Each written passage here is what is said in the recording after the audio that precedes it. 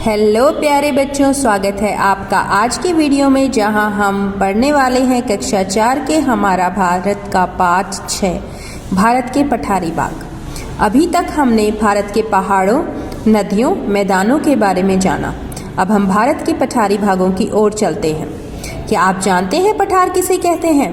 पठार पहाड़ों से अपेक्षाकृत कम ऊंचे उठे हुए भूभाग होते हैं, जिनका ऊपरी हिस्सा पहाड़ी चोटी की तरह न होकर चपटा और सपाट होता है। पहाड़ की अपेक्षा पठारों पर आसानी से चढ़ा जा सकता है।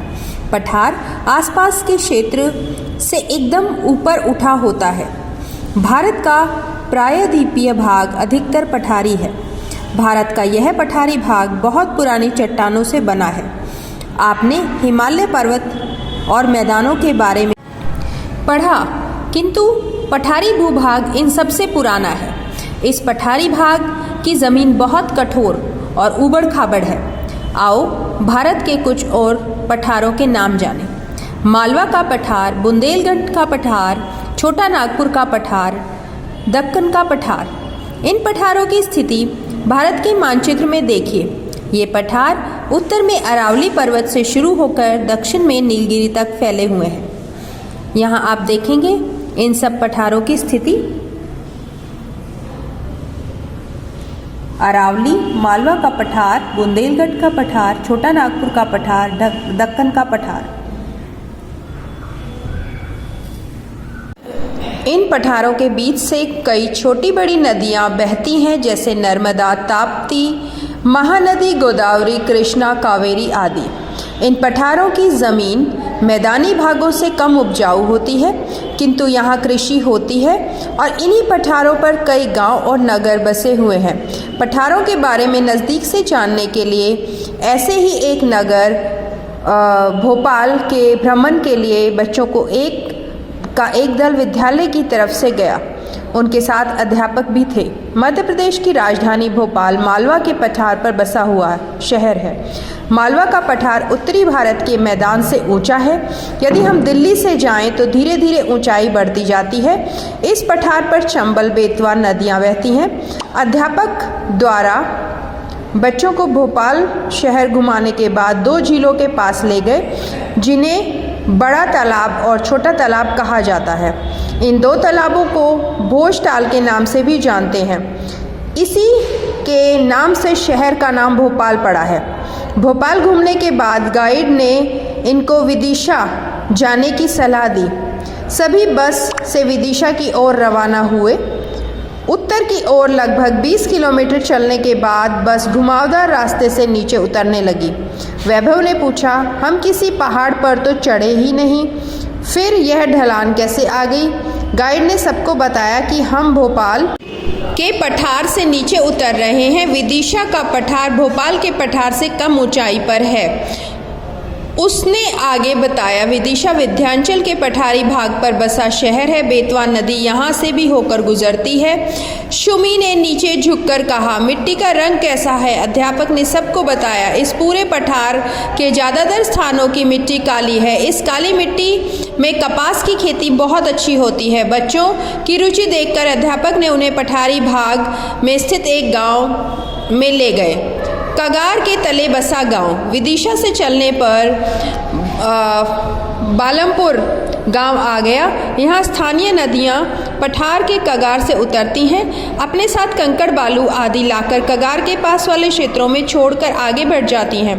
कगार से कुछ दूर गांव के समांतर हिस्से पर काली चिकनी मिट्टी की ज़मीन है। यह काफ़ी उपजाऊ होती है। इस क्षेत्र में कगार से उतरते स्थानीय नालों पर छोटे बड़े बांध बनाए गए हैं। इससे 2 लाभ होते हैं। लोगों को सिंचाई के लिए पानी मिल जाता है। दूसरी, नदी के साथ आए कंकड़, पत्थर, बालूकण खेत तक नहीं पहुंच पाते। इससे खेत खराब होने से बच जाते हैं। गांव के किसानों ने कुएं भी बनाए हैं, लेकिन पठारी भागों में कुएं बहुत कम बनाए जाते हैं। ऐसा क्यों है? आलोक ने पूछा। गुरुजी, मेरे गांव में तो कई कुएं हैं। तुम्हारा गांव उत्तर प्रदेश में है, वहां पानी ज़मीन के नीचे कम गहराई में मिल जाता है। पठारी भागों में कठोर चट्टानें होती हैं, अतः पानी बहुत गहराई में मिलता है, इसलिए यहाँ लोग कुएं कम बनवाते हैं, पानी की ज़रूरतें तालाब से पूरी की जाती हैं, अध्यापक ने समझाते हुए कहा। पठार के गांव में खेती। अध्यापक ने कहा कि गांव जाएं और खेतों की तरफ ना जाएं तो गांव आना अधूरा होता है। गाइड ने एक स्थानीय किसान महावीर के साथ लिया। बच्चों ने अध्यापक और गाइड को छोड़कर महावीर को ही घेर लिया। नूरी ने उछलकर पूछा, यहाँ आप किस चीज़ की खेती करते हैं? महावीर ने बताया कि यहाँ गेहूँ, चना, मसूर की खेती की जाती है। हम फसलों को बदल बदल कर बोते हैं जिससे मिट्टी उपजाऊ बनी रहती है। यहाँ पशुओं के लिए चारे की कमी रहती है, इसलिए यहाँ के किसान बड़े पैमाने पर पशुपालन नहीं करते, केवल अपने घरेलू उपयोग के लिए ही पशु पालते हैं। महावीर ने बच्चों को एक पेड़ के नीचे चबूतरे पर बैठाया और बताने लगा। पहले इन पठारी भागों पर बहुत घने जंगल थे। इसमें सांबर, चीतल, तेंदुए, शेर, रीछ आदि रहते थे, लेकिन जंगल कटने से अब जंगली जानवर भी कम हो गए हैं। अब पहाड़ियों के बीच जंगलों में आदिवासी रहते हैं। ये जंगलों से तेंदुपत्ता, शहद इकट्ठा करते हैं और पास के बाजारों में बेचते हैं। तेंदुपत्ता बीड़ी बनाने। बच्चों ने पूछा, काका क्या इधर के सभी गांव ऐसे ही हैं? महावीर ने कहा, हाँ, पठारी भागों के सभी गांव लगभग ऐसे ही हैं। इन क्षेत्रों में वर्षा अधिक नहीं होती। पूरे पठारी भाग के उत्तरी भाग में गर्मियों में अधिक गर्मी और सर्दियों में ठंड पड़ती है। पठार दक्षिण भाग में गर्मियों एवं सर्दियों में तापमान में ज़्यादा अंतर नहीं होता। हाँ, इन पठारों में देश के लिए बहुत बड़ा खजाना छुपा हुआ है। कैसा खजाना? वैभव ने पूछा। इन्हीं पठारों में कई तरह के खनिज मिलते हैं, जैसे कोयला, लोहा, तांबा आदि। इन्हें हम जमीन से खुदाई करके निकालते हैं। छोटा नागपुर का पठार खनिजों के लिए विशेष रूप से जाना जाता है। हर्ष ने धीरे से कहा, गुरुजी, हमें उन जगहों को भी दिखाएं जहां ये खनिज निकाले जाते हैं। बच्चों, इन स्थानों को खान कहते हैं। इन स्थानों पर हम अगली बार जाएंगे जब आप थोड़े और बड़े हो जाएंगे। अध्यापक ने कहा, अब आप सभी चलिए और बस में बैठ जाइए। हमें शाम होने से पहले होटल लौट। जानने योग्य तथ्य, विश्व प्रसिद्ध सांची स्तूप विदिशा में है। कागार दीवार के समान ऊंचा और खड़ा ढाल जो प्रायः पठारी क्षेत्रों में होता। चौड़े मुंह वाले 2 बर्तन लीजिए। एक में बगीचे से ली हुई साधारण मिट्टी में बालू मिलाकर रखिए, दूसरे में कठोर पत्थर के टुकड़े रखो। दोनों में धीरे धीरे पानी डालो। ध्यान दो, बर्तन में पानी नीचे चला जाता है और किससे पानी ऊपर ही रह जाता है। क्या आप जानते हैं कि आदिवासी किन्हें कहते हैं? जंगलों से हमें क्या क्या फायदे होते हैं? अध्यापक से पूछे। अपने दोस्तों से इसके बारे में बातचीत